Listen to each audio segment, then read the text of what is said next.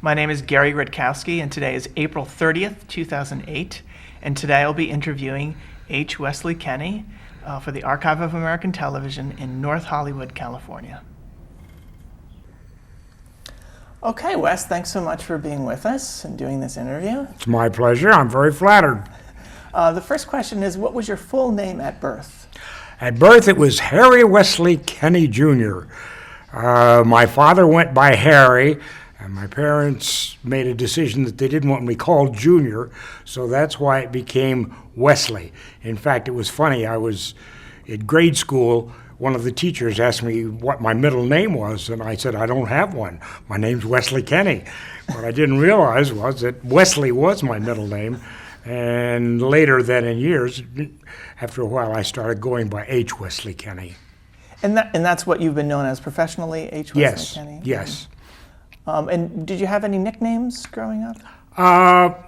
Well, yeah, in religious camp and so forth, a few, but not really, no. And when were you born and where were you born? I was born in Dayton, Ohio, 1926. And you know, Gary, I think the thing that I feel most strongly about is, with all the good fortune that I've had in the business, is that I consider myself an average person with a heck of a lot of luck.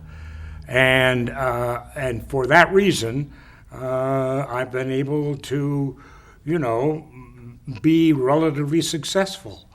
And it all kind of started. I always use the first example was that when I was very young, 9 to 12, this is the first example of luck that served me. I ran with a tough bunch of kids. Peanuts was the name of the kid that was the head of the bunch, and we smoked in a garage. And I remember my dad smoked Chesterfields, and I stole them out of his pack. And then we would eat soda crackers, right? Well, I did that from 9 to 12. And then I suddenly got interested in athletics and sports, and I thought, it's going to stunt my growth. So I stopped smoking. And it was too late, it already stunted me. But the point being that when I got to high school, and all my peers, the kids, and in that day and age they did, started smoking up like a storm, I said, I've done that. And I never started again. And that, to me, was my first good piece of luck. Yeah, good for you. Yeah. So you told me the year you were born. What's the date, though? Your birth date? Yeah. January 3rd, 1926. Okay. Hate to date myself, but yes. And what was your mother's name? My mother's name was Minnie Ruth. She later cut it down to Mimi, but that was her name, Minnie Ruth. Did she work at all? No, she was a housewife. My father worked for the Dayton Rubber Manufacturing Company, and during the Depression, actually. And there again was my second piece of luck. He was foreman of the belt division at the Dayton Rubber Company, and although they made tires and things, belts were their big product. And in fact, at that time, nearly every car that came out of Detroit had a Dayton fan belt on it. And so my dad was quite prestigious in what he did. And he was a very close friend to a man named Mr. Emil Friedlander, who was president of the company. Now, I was an only child, so Mr. Friedlander, because of my dad, met me and kind of natured me and all through school, allowed me to sell the Saturday Evening Post on the lot there with the Dayton Rubber, which nobody else was allowed to do.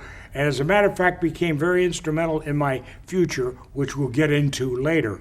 But that was the second piece of luck, that my father knew him and worked there and really opened up an opportunity which paid off later. Now,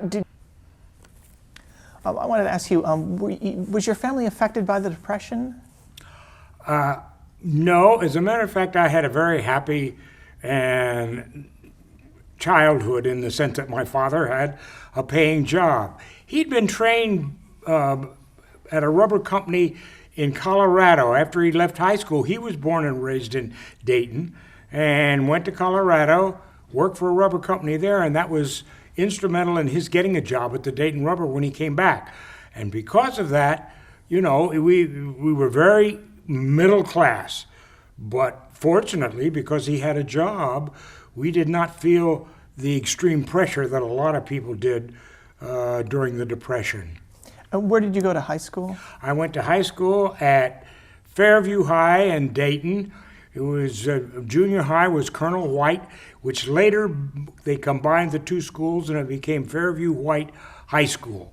And that was the school for which I played 4 years of football and so forth, which actually is interesting in that in grade school and everything, I got into dramatics and everything for the fun of it, and was always a clown and did comedies and a lot of laughs and so on and so forth. When I got into high school, Miss Herbst, who was a terrific teacher, a drama teacher, I went in the class and I really enjoyed it. But when it got to be the football season and she wanted to rehearse after school, I said, that's it. And I quit the drama class so I could play football. And by the way, just in passing, again, the next piece of luck. I was just an average athlete, well, better than average, but not exceptional. Except I had one highlight, our championship football game, which we played at the University of Dayton Stadium, which of course was the biggest thing in Dayton at that time. In a pouring rain, you could not see your hand in front of your face. We ran from a single wing for anybody who will remember that long ago, and I spun off from the fullback position and went 55 yards in the water and in the rain and everything for the only touchdown. And that was the next piece of luck I had. So anyway, that was my high school accomplishment. So did you think of athletics as a career, or did you even think yes, it's interesting because, well, the next step, of course, was that I was so gung-ho and the war was on. By that time, and when I was in high school, by the way, while I was in high school, I had all kinds of jobs. I worked at a filling station, grocery store, drug store, and finally, because they needed help out on the farms and things, I literally went out and worked on a farm for one summer between school years for $8 a week and room and board. And you took a shower in the barn where you pulled a chain and the water came down over you. But they needed help. And I worked for the farmer, as contrasted to the next year when I went to work for the Dayton Rubber at night, where again they needed help, and was making like $125 a week, which at that time for a kid, was quite phenomenal. And anyway, did all kinds of things in high school like that. But the next step was that I was so gung-ho, I left at the end of my junior year to go in the service. I had enough credits to get my degree, and I signed up and was taken by the V5, which was the Navy Air Corps, and was sent to Detroit for physical and the whole thing, and was accepted. And I'll never forget, because I got the letter, and it said, "Oh, dear Mr. Kenney, we've accepted you, and you are assigned to Milligan." And I thought it said Michigan. Michigan, well, I'll play Milligan College, Tennessee.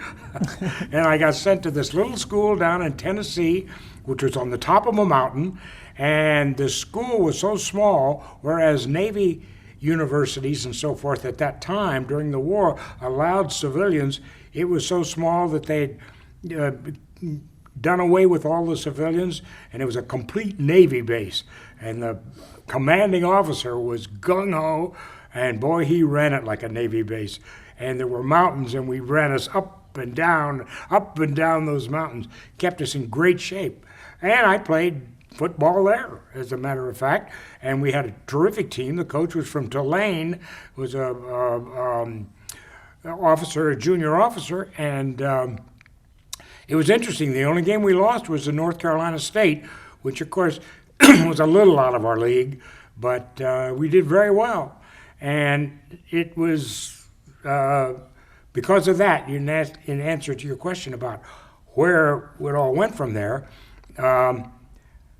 they closed the V5 program, and so we had a choice to go into V12, which was the Navy, or RSPCA or ROTCA, which was the Navy thing, and I was assigned to the University of South Carolina, the Gamecocks. Played one game there, had to block a tackle from an All-American tackle from Wake Forest, nearly killed me. Oh, was he powerful. Anyway, while I was there, I suddenly realized the war was trimming down, and I thought, God, I still haven't served anything. So I thought, well, what? Because with the program I was in, it would have to be there 4 years. I thought, well, that's no good. Then, good fortune, good luck, I ran into calculus.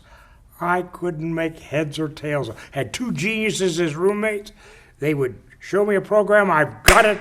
I turned the page, blank. So I went to the head officer and I said, I'd like to be sent to the fleet. Oh, he said, we've spent too much money training you. We're not going to send you to the fleet. I said, well, sir, I'd like to go to the fleet. No, you're not going. Well, they did. And I went to Great Lakes and was trained there. And, one thing I'd done at Milligan College, only to prove it to myself that I could do it. I hated it, but I could. I boxed. So when I got to Great Lakes, they had company nights where, and they looked up my record, and I didn't sign up for anything, but they found out I'd boxed. So they put me up for a boxing one night, and I thought to myself, Great Lakes being what it was, I could have run into some pro and gotten killed. I got very lucky. I got up against some green kid, and I said to him, so forth, so forth. And they booed me a little because I just kept protecting myself, but not. And finally, he worked me into a corner, and all the instincts that I had won at Milligan College just came to my, and I floored him. And he couldn't go out for the next act. So that was the end of that. And God, I never boxed again, needless to say. So following the war, when did you first actually see television? Did I see college? When did you first see television for the first time? Oh, well, interestingly enough, from the Navy, I was assigned to a fleet tug. I was sent to the West Coast, Treasure Island, which went out on a fleet tug, which is the biggest tugboat they build. Depth charges, divers, all kinds of, anti-aircraft guns. We went into the South Pacific, went up the coast to Bremerton, Washington to pick up a tow. Got so seasick I couldn't see straight. And the boatswain's mate said, come on, Kenny, got to work. I said, court-martial me. And anyway, once I got to Bremerton and got back on land, I never got seasick again. I got my sea legs. And interestingly enough, so we went out in the South Pacific and the war was still on. And it ended while we were out there. Spent 6 months in Shanghai, went to Hong Kong, got sent home, and had no idea what I wanted to do. The daughter of our preacher, a gal named Barbara Marsh, and I had done Hansel and Gretel in grade school or junior high. And I said, I don't know what I want to do. And she said, well, why don't you take the technicals at Carnegie Tech? I said, what technicals? She said, tryouts. So I went up, and I thought, what do I know? So I went up and did a 5-minute scene. I was a terrible actor, but I got accepted by Carnegie, at that time, Carnegie Tech, in the drama department. And I swear to this day, again, the luck, I think, was because I had the GI Bill. And I was accepted, got into the drama department. I'll never forget the first day that the 100 of us that was accepted sat in the theater, and Henry Betcher, terrific old Englishman, head of the department, Now this is a professional school, and you will not engage in any activities in the rest of the university. Well, I'd been in the service, and I thought, the heck with that. So I immediately went out for football and ended up playing for 4 years. But the drama department was tremendous. And one thing, no film, needless to say, no tape at that time, but not even a film. They didn't even theater. It was just theater. That was all. In fact, there was a young lady named Phyllis Love, who was a senior acting major, who was really terrific, went to Broadway, tried out for a Broadway show and got it, which was a success, and it ran about 2 or 3 years, and they gave her a degree because their attitude was that, after all, what are we training them to do but to be actors and actresses in the theater, and she made it to Broadway in her first year. So they just waived her. That's the way. They waived her. Well, they gave her a degree, but she didn't have to come back for her senior year. Anyway, I did more acting than I expected for a very definite reason. As I said to you already, I was a lousy actor. But anything I could do had to be character. I could not just be myself and play straight. But you put a mustache on me, or a beard, or a wig, or gave me a voice, or something like that, then. And as a result of that, I did more acting than I had ever anticipated doing at Tech. As a matter of fact, there was a new professor came in named Larry Corral, who had done as his master's work, or doctorate, I guess, a Commedia dell'arte, which is kind of free-flowing, you know. And even though the school didn't allow any of the freshmen, which I was, to try out for major productions at that time, just sophomores, juniors, and seniors, because it was freelance and because he was new, they decided to allow everybody to try out. So I went in to try out, and being a big mouth, a Puccino! And I got a part, and that in the very first big production that they did that year. And on the basis of that, I did 2 or 3 other character-driven types of parts and acting. But I was a production major. And what was interesting, of course, was that the kids I was in school there with most of them thought of the theater all their lives. So consequently, they knew everything about it. And I knew nothing. For instance, a playwriting class, they would talk about Ibsen or Chekhov or Shakespeare or, and all these people, and we'd have to read a play. Well, I'd never heard of these people. Who? And when the other kids would read a play, I'd read 2 or 3 to try and catch up, So in addition to, you've been saying how you've been lucky all this time, but it also seems like you had a lot of drive and ambition. Well, that's true, and I got to tell you, I give credit to Carnegie. The whole attitude in the school, not just the drama department, where, as I say, I did play 4 years of football.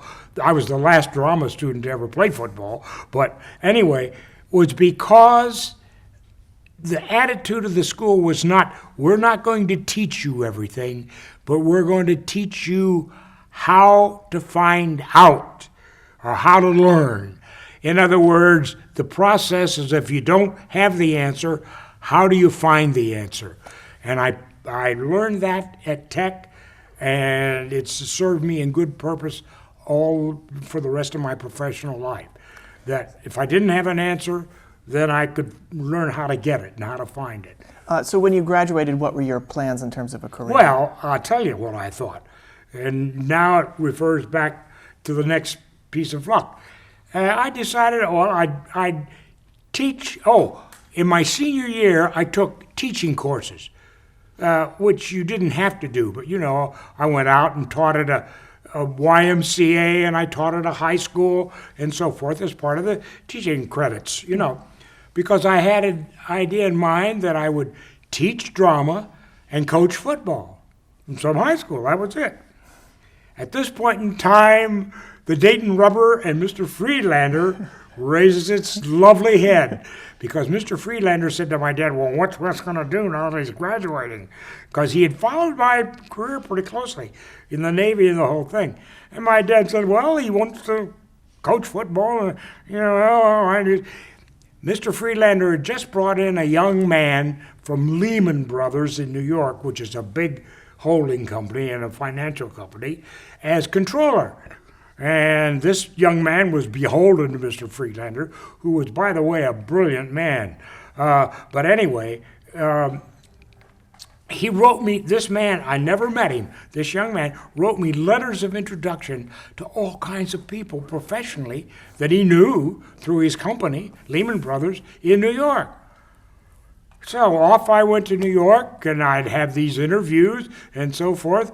Oh, but people in offices as big as a house and so forth, CEOs and heads of departments and so forth, none of who would have hired me because, I had no experience or anything. So I went through all these experiences, and finally, I had one last interview at Dumont, which at that time was a network comparable to NBC, CBS, and the others. Poor Dr. Dumont, who was a physicist and had created this network and was marvelous. And in fact, he created the first television, the Dumont television set at that time, 13 inches, which was as big as they made them, was the best television set on the market. And but he had no showbiz experience. And as a matter of fact, as a result of that, lost the whole thing later. Lost his labs and the whole business. But anyway, I had this interview at Dumont with a man named James Cadigan, who was head of programming. And I went in, and he looked at the letter and said, well, I had been sent down from somebody up above. And he said, you just came in from Carnegie Tech? I said, yes, sir. And he said, well, in answer to your question about the television show, he said, well, what do you think a director does in television? And I had seen one television show in my life. I don't even remember what it was, but I'd seen one. Oh, I said, well, the director moves people around and shows them where to stand and sets up the shots and so forth. He said, okay. He said, are you staying in New York? I said, no. As a matter of fact, I met a kid that I went to grade school with named Bobby Shira, who's working at Macy's selling shoes and wants to be an actor. And I plan to stay with him. I'm going back to graduate, and if I get a job, I'm going to get married. And he said, oh, well, how much money do we? Well, I said, I don't know. I have to talk to my future wife. So I went back to Carnegie, graduated, planned for our wedding. Kay Snore was her name. Her father was a coal executive in a small town, came Indiana, Pennsylvania, and we decided that I wouldn't go to work for anything less than $75 a week. And so I sent that letter to Mr. Cadigan, and when I went back to New York, stayed with Bobby Shira in his apartment because I had no money. I mean, I didn't have the GI Bill then. And I did go in to see Mr. Cadigan. Mr. asked me exactly the same question. Well, what does a television director do? So I thought, well, I'll say the same thing. He moves people around and stages things and sets the cameras. And he said, well, all right, may be making some changes. So where are you staying? And I gave him a telephone number and so forth and everything. And I left, and I thought, well, that's the end of the line, like with all these other interviews. I was in a subway station and called Bobby to find out where we were going to have dinner at what restaurant or wherever, And he said, we decided, and Automat, which at that time was the cheapest place you could go, with the things that you pull things out of the little booths. Anyhow, he said, oh, by the way, you got a telephone call. I said, from who? My parents? They're the only ones that know I'm here. He said, no, from a Mr. Keating. I said, Cadigan? He said, yeah. Oh, yeah, Cadigan. I said, well, what did he say? He said, come to work tomorrow morning. I said, what? He said, and I remember I let out a scream. I was in the subway station. So I went in the next morning, and Lois, his secretary, I never saw Mr. Cadigan again, by the way, for 6 months. But Lois, his secretary, sent me down to personnel, and the lady resented me because I'd been sent down from upstairs. She made me fill out a whole form, and when it said, what job are you applying for? Needless to say, I was ready to take any kind of a job just to get started, right? So I thought, well, what the heck? We didn't talk about it. I said, director. And it asked, how much do you want to make? $75 a week. No. So then I went back up to Lois. I said, what? She said, go down to Studio 5. This was at 515 Madison Avenue, where Dumont had its daytime station, which was a little studio on the second floor. Studio 5 it was called. And you'll meet a man named Bill Seaman, who is a studio supervisor.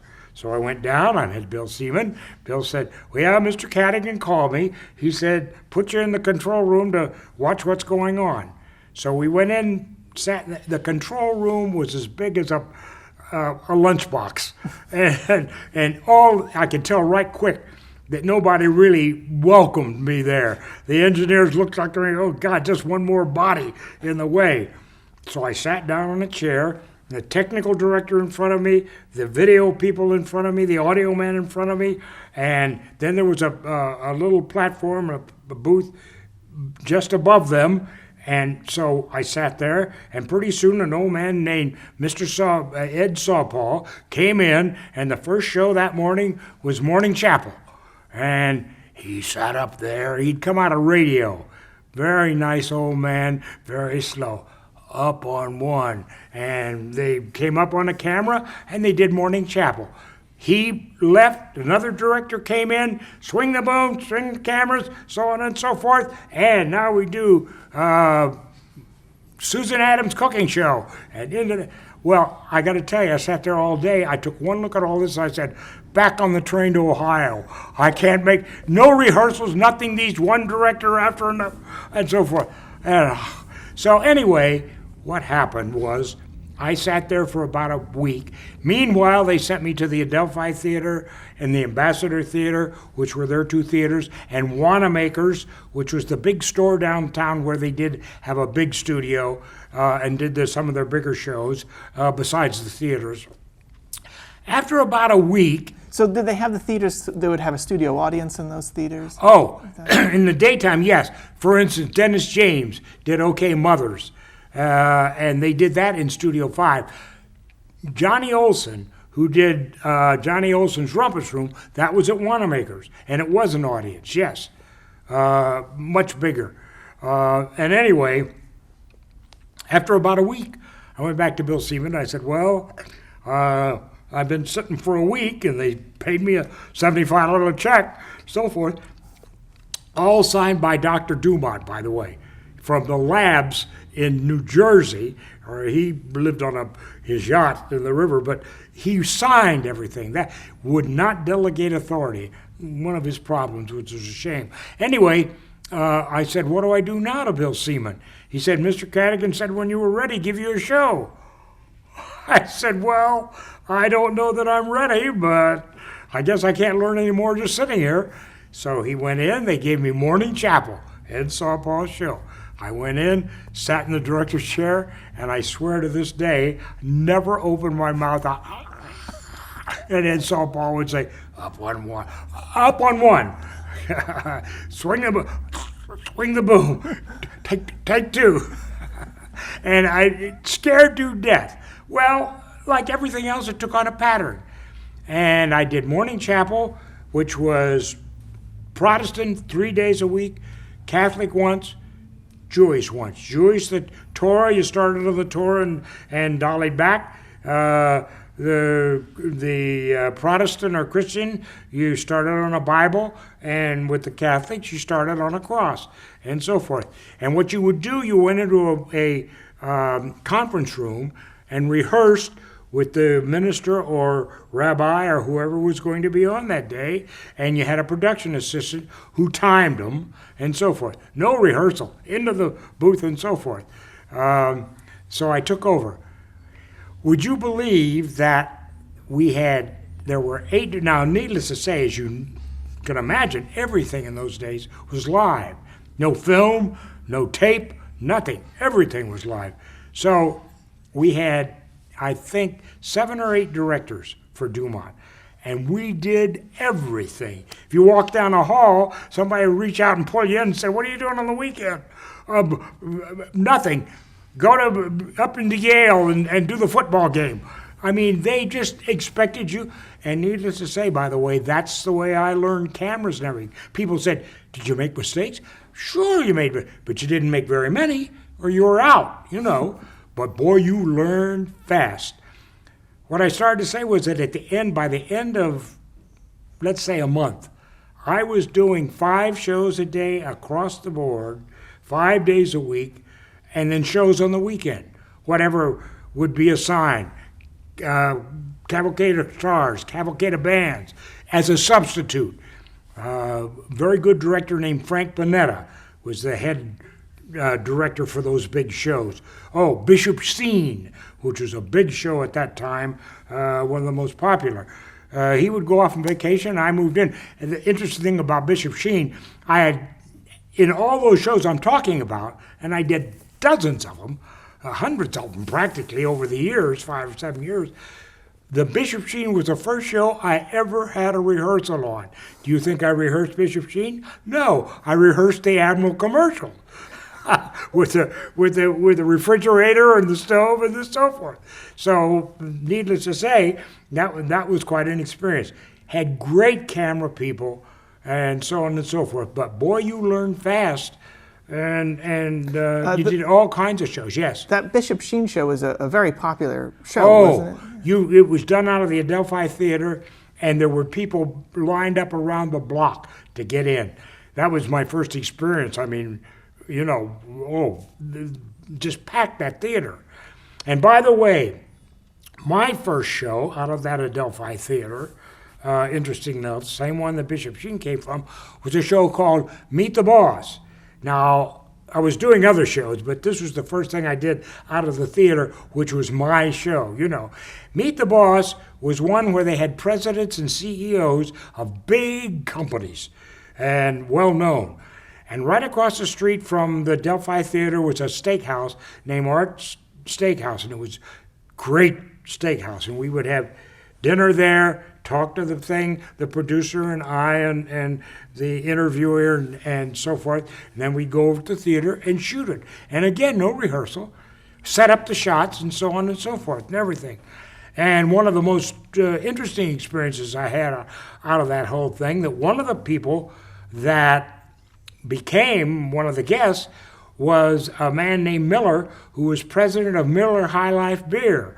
And I remember so distinctly that the producer ordered Highlight beer for the whole dinner table. Mr. Miller didn't drink.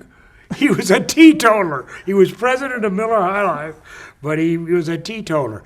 And sadly, he was killed in an airplane accident, his own private plane. But his other claim to fame, which was quite interesting, I'm sure for those who remember sports and everything, there were the 4 horsemen of Notre Dame: Strudler, Crowley, Miller, and Layden were the 4 horsemen. But in front of them were what was called the 7 Mules. This was Knute Rockne's biggest team and so forth. Miller, who was president of the Miller High Life Bill, was not the Miller in the backfield. He was a Miller on that line of the 7 thing. And needless to say, he wasn't that big, but built like a rock, and a marvelous man. But that was my first show out of the Delphi Theater, where... was it an interview show? Is that what it Pardon? was? It was an interview show? Yes, interview show. Mm-hmm. And the guest each week, once a week, half hour, and the guest each week was a president or a CEO of some big company. all the big companies and so on and so forth. I wanted to ask about a few of the other shows you worked on. There was a show called Manhattan Spotlight. Oh, Manhattan Spotlight was a marvelous thing with a man named Chuck Trainum. That was the one I did before that. The first show, well, I told you I did all those morning shows. Morning Chapel, Susan Adams' cooking show, which was live, and she'd have guest chefs in from the big restaurants in New York. Just a side issue there. They would cook something that was their specialty, right? And one of these men from a seafood restaurant brought in and pinned a lobster on a board to show how he would fix it and cut it up. And of course the claws are going like, my cameraman turned his head away. He couldn't look in the camera because the poor thing was like this. And then they drop it in a hot, in a boiling water. Anyway, Susan Adams, then Man on the Street with a man named Dan Peterson, where we'd put a camera from that studio out a window, and Dan had played football somewhere, I don't know where, and he had this pack on his back and would interview people. News show. Anyway, but the one before Manhattan Spotlight, which I'll get to, was Magic Cottage with Pat Michael, a kids show. Had some great guests on it from Broadway. Iggy Wolfington, who was on Broadway at that time and won a Tony for it, with Helen Hayes. As a matter of fact, and it was produced and written by Pat Michael's husband, Hal Cooper, who of course has become since then a big-time director and writer. He had been an actor and everything, but he wrote and produced the show, and he did a lot of Norman Lear's shows later. Anyway, I did that first, and again, no rehearsal. You go in, swing the cameras. We were back to back with another kids show, which was very Captain Video, and so forth. But then I had Manhattan Spotlight. Sometimes one show in between, and I do the two.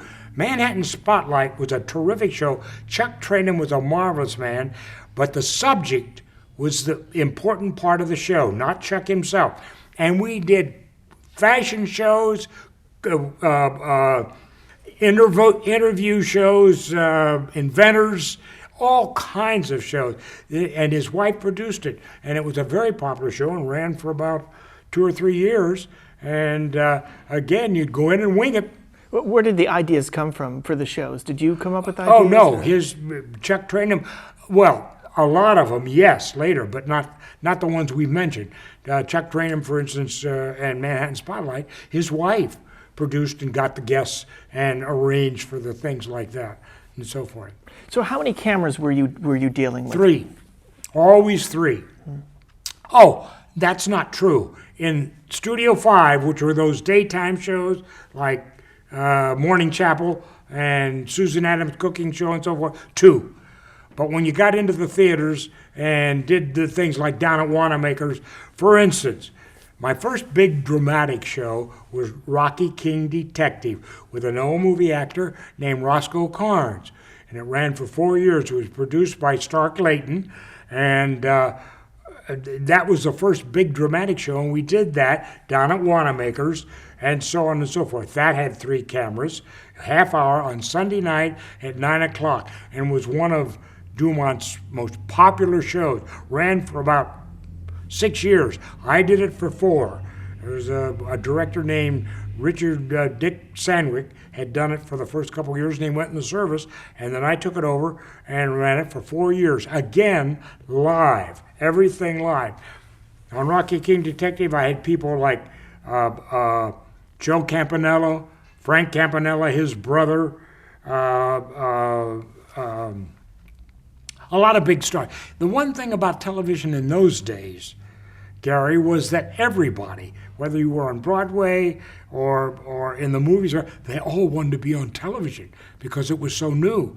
Needless to say, it was black and white and everything. One thing I didn't mention about Dr. Dumont, the cameras, he also had, because he was a physicist, he'd created the cameras. And he did something that was innovative, which, of course, became the pattern later. At NBC and CBS and the other networks, the cameras were enormous, as were the PEDs, and the focus was on the side of the camera. And the cameraman had to work the camera, him, because they were all men at that time, and they had to set the focus with a wheel on the side. Dr. Dumont invented a camera where the focus was in the handle.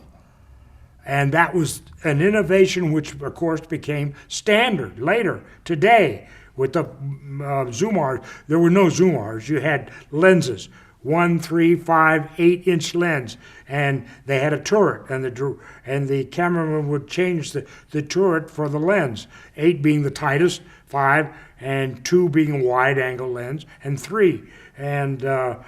But the focus being in the handle was terrific because he could control the camera and the focus, run focus at the same time, which was really an innovation. What were the difficulties with focus and with lighting? Well, things like that. Oh, the lighting was enormous. Everything, because the tubes and everything were new and relatively new, you had to have enormous amounts of light. I mean, and needless to say, a lot of the studios were not air conditioned, and it was hotter than the dickens. For instance, one of the shows I did later down the line were the fights at St. Nick's, which was Dumont's last network show, sponsored by El Producto Cigars.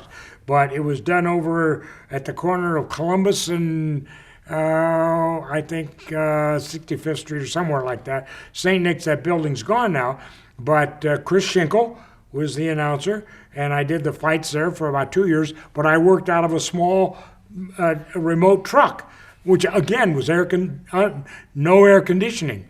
And in the summer, I remember I used to work in my shorts because it was so hot. And of course, all the engineers and everything were there, and me.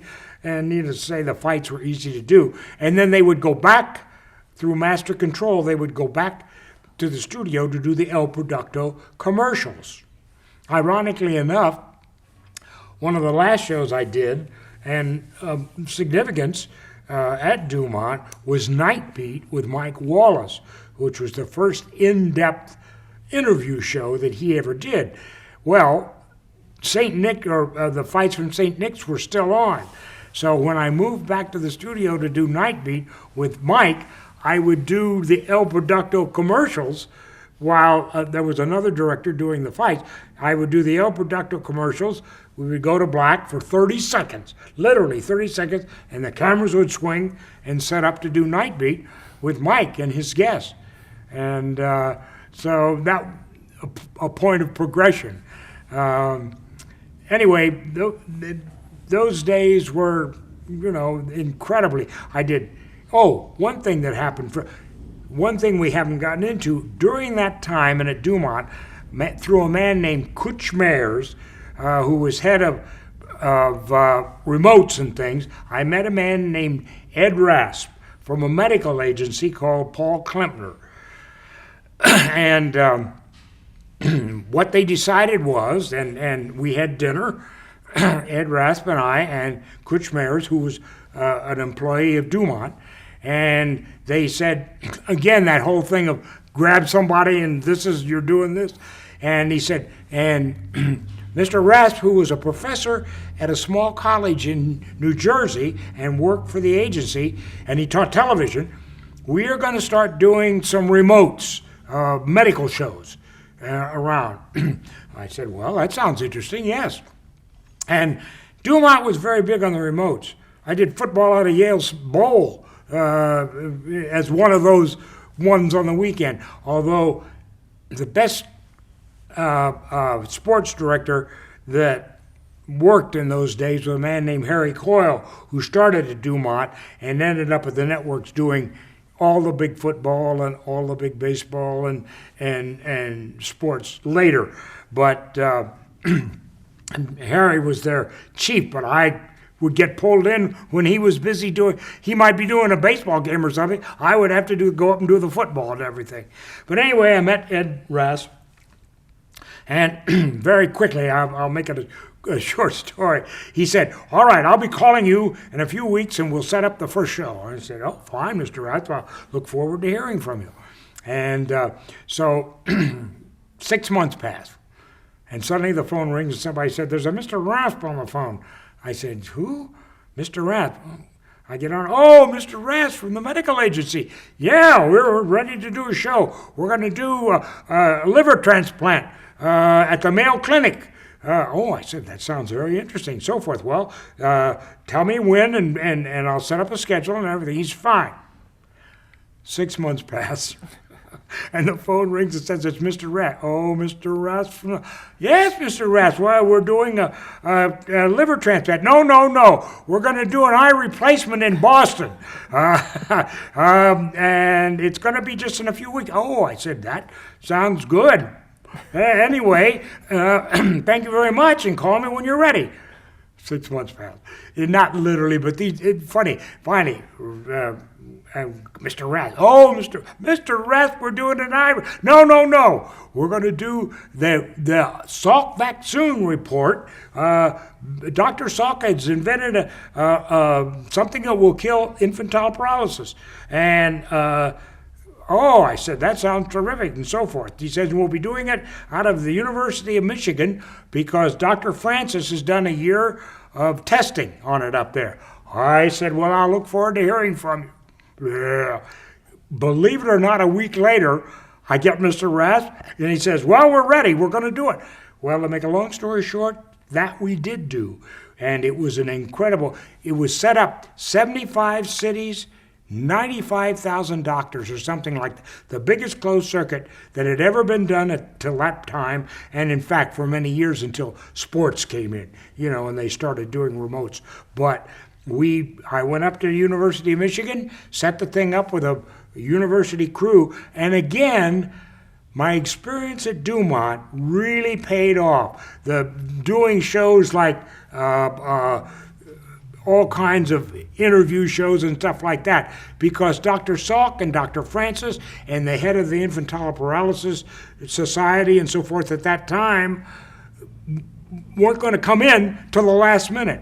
So what you did, you learned, you printed footprints on the floor, and your stage manager knew exactly where they were to go and so forth, so you were ready to wing it. And believe it or not, we set up a big board. We rehearsed everything with the exception of the doctors. And we had this board, and Dr. Salk gave the first shot to a child on the air.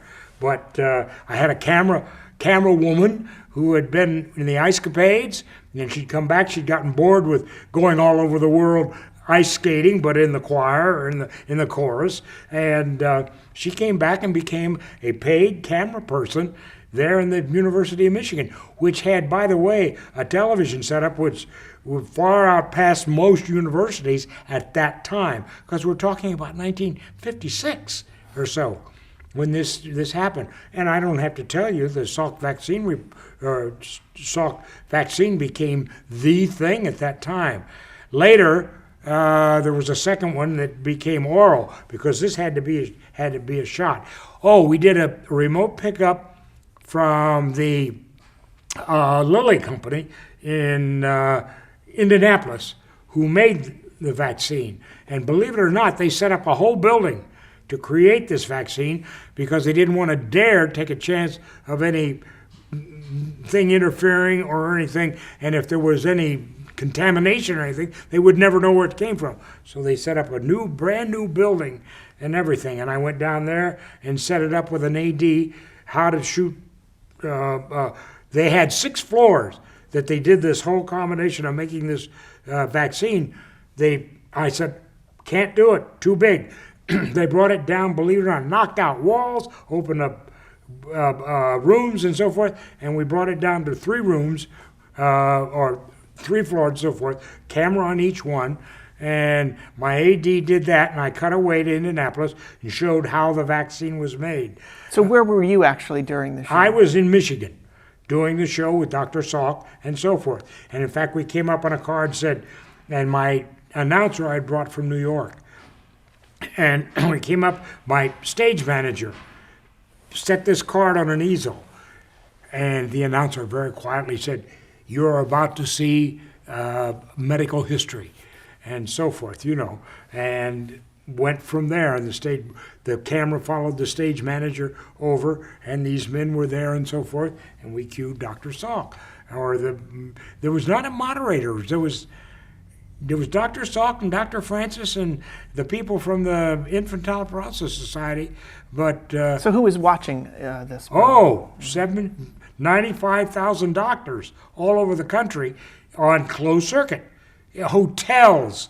They were in hotels and conference rooms and things like that all over. Theaters. Now, had they done much closed circuit? Was there any concern At that time? Yeah. Well, Dumont was one of the biggest. I continued to do those medical shows with Ed Rath for the next 25 or 30 years.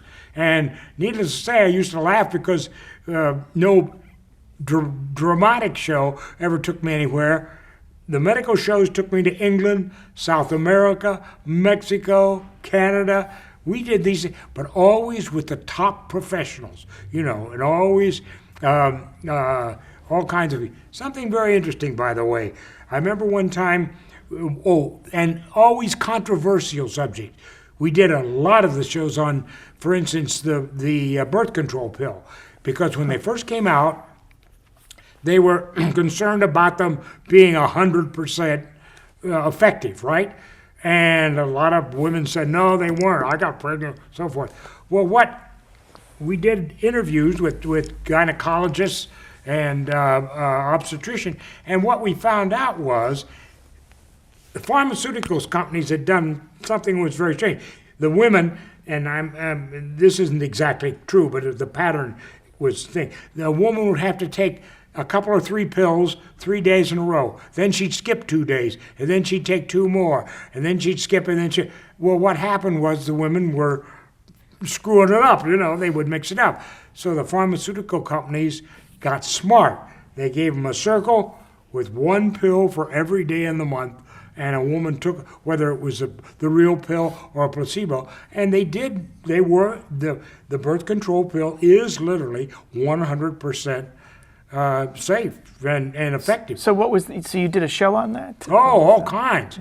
Because the pharmaceutical companies made these doctors come in and tell. We do the interviews. And by the way, these shows were closed circuit, or they were put on, by now you could tape them and so forth, and they were sent out to doctors saying so forth. One thing that was interesting I found out, by the way, after we had done one of these shows, we were having dinner at the Plaza Hotel in New York with a couple of the doctors who were And one of the things I learned, for instance, in the course of the discussion, the doctor or one of the doctors, and again, these were like head of the Mayo Clinic and so on and so forth, and he said, you realize there is no drug been created ever that there isn't somebody in the world that is allergic to it. And he exemplified it by a young girl who had fallen off her horse in Central Park and scratched her leg. And her mother took her into the doctor, and right away he prepared to give her a tetanus shot because she'd scraped herself in and so forth. But for some reason he tested her first. And she was allergic to the tetanus, and it would have killed her. But tetanus, which is one of the most common drugs used, but it exemplifies the fact there is no drug ever been created that somebody isn't allergic to it. So that's the reason testing is so important. Anyway, needless to say, these medical shows, Ed and I did all kinds of shows. One little interesting story, for what it's worth, we were doing one in San Francisco at one of the big hotels. And Ed and I had gone there to do what we call a survey, which was set up where we were going to do it, what room, and so on and so forth. And we went back. And that was about a month ahead. And when the day before we were supposed to shoot this thing, we went into the desk, and we told them we had reservations and so on and so forth. And we noticed that young men behind in red coats and went off. They were in a corner, and they came back, and Mr. Rath was there, and our moderator for this series. That was a series on diabetes, I think. Anyway, they came back and they said, well, we understand, we know you made reservations and everything, but unfortunately, somehow it got misplaced. So we're going to have to do something that we normally would never do, but we hope you'll understand. We're going to put you in the presidential suite. And I'll never forget, like that, I said, well, can we see it first? And Mr. Rasp and the MC nearly fell out of their shoes, And, well, I said, listen, it was, you can imagine, top of the building in San Francisco, windows all around and everything, 2 or 3 bathrooms, the presidential suite. Down the hall, not a number on the door, presidential suite. And I'll never forget, we wanted some room service because now it was late. We had gotten in late. And I picked up the phone and I said, could I have room service? And the man I'll never forget that, on the phone said, well, we're sorry, the room service is closed. So I hung up. I thought, I don't think so. I picked up another phone, and there were phones all over the place.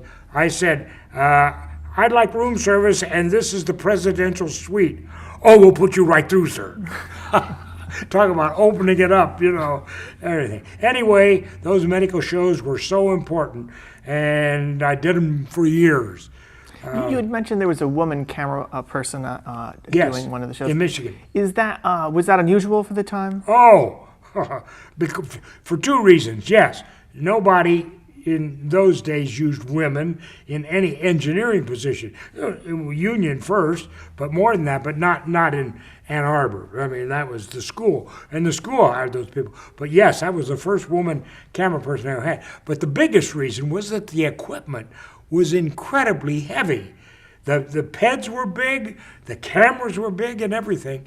And it wasn't till years later at NBC where they began introducing, when the cameras began to get smaller and smaller, and the PEDs became smaller, tripods, and even the PEDs that were up and down were much lighter.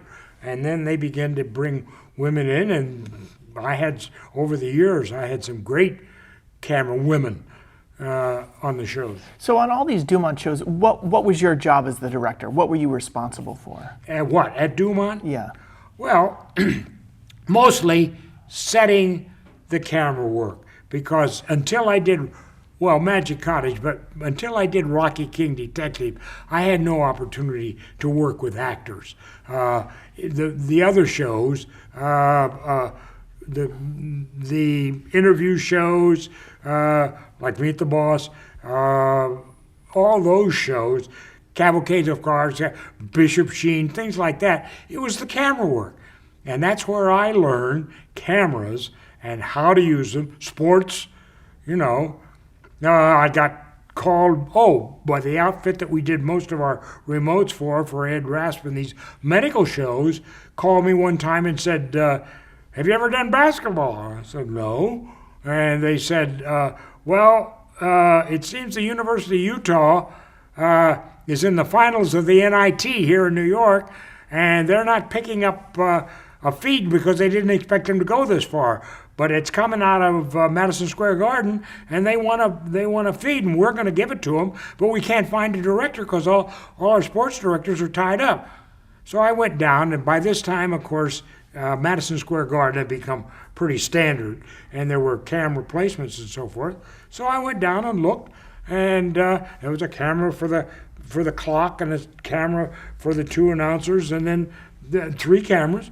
And I shot that show. They said it was the best coverage of basketball they'd ever seen, so forth. So in answer to your question, the camera the biggest important thing, unlike Madison Square Garden where you didn't have a choice, the camera ports were set and had been for a long time because I did rodeos out of Madison Square Garden, by the way, all of them. Well, the cameras were always in the same place and you learned how to cover. But you learned in the studios and things like that, the biggest things were learning where to put the cameras and where to put the talent. Go ahead. I'm going to stop you right there.